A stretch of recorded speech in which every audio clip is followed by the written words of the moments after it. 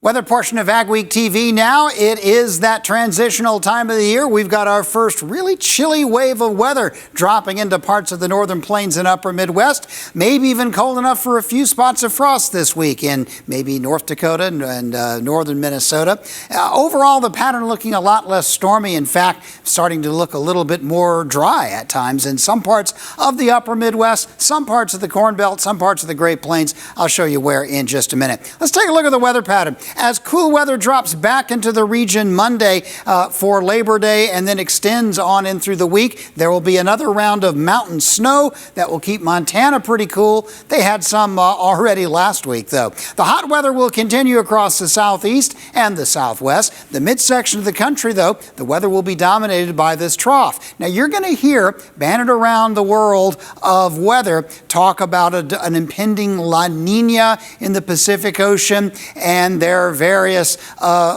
layperson, and I might even say lame forecasts of extremely cold or snowy winters. You can ignore all of that at this point, certainly with regard to this particular weather pattern. First or second week of September to get cool weather into the northern plains or the upper Midwest is not unusual, and this is not likely to break any, if very many, records anyway.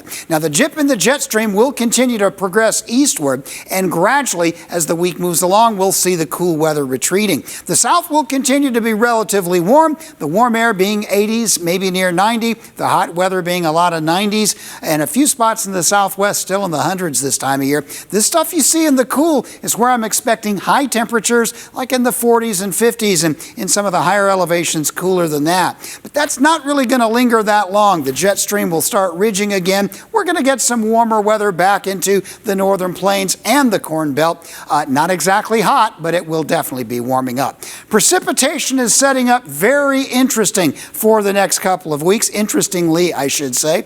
Widespread rain in the northeast and middle Atlantic.